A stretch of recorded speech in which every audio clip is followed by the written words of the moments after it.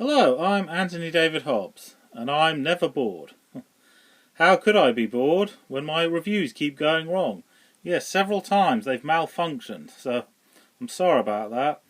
Yes, my last review ended before it was supposed to finish. And oh yes, and I made a mistake in the last review. The last review, I say that William Shatner directed Star Trek 4. He didn't. He directed Star Trek 5. So I'm sorry about that. Anyway, this is Star Trek 5 review part 2.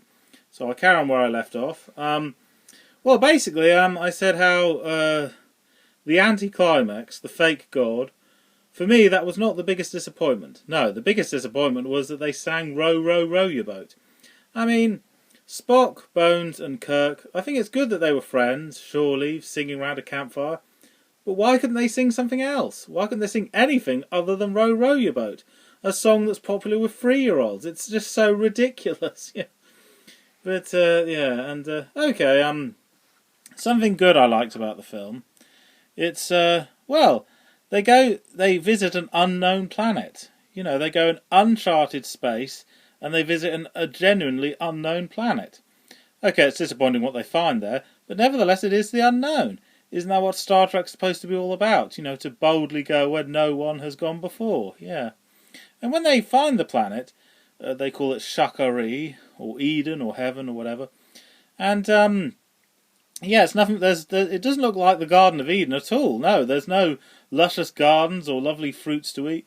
No, it's just nothing but rocks everywhere. But then think about it. If it's the land of the immortals, then of course there's no food or water, because they don't need sustenance in order to survive. Yeah, so I suppose that's a bit different. You know, not the stereotypical image of heaven, if you like. Yeah. Okay, it's nitpick time again. Well, not just in the previous Star Trek films, in the early ones, Captain Kirk is promoted to Admiral. Now, an Admiral is commander of several ships, not just one. So they could have done something with that. We could have seen Kirk command some other ships other than the Enterprise.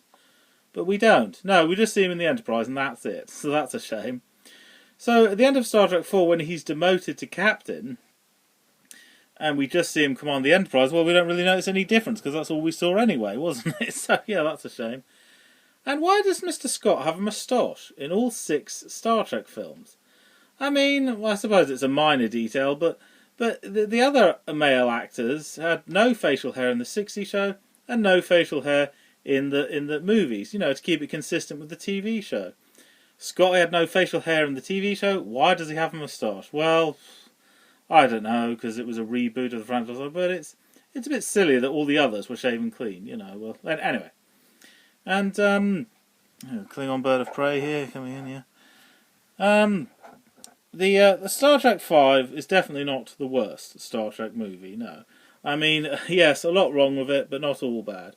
But I'll end this review by saying, one thing that astonishes me is this. Star Trek the Motion Picture, that's about an alien entity on a mission to find God, find its creator, yeah. And it was established afterwards that the fans didn't like that was too abstract. Looking for God, there's a time and a place for that, you know, in maybe a religious story, but not in Star Trek. Looking for God in a Star Trek movie is a silly idea. So why did they do it again in Star Trek 5? You know, what were they thinking? You know, had they learnt nothing? Yeah. And yes, maybe that's the reason why Star Trek 5 has the same theme tune as Star Trek the Motion Picture, yeah, because they're doing more or less the same concept, yeah. And wrong on both counts, yeah, it doesn't work. But in spite of all this, Star Trek 5 wasn't all bad, yeah. It did have some moments. Okay, thanks for watching. I'm Anthony Hobbs, and I'm never bored.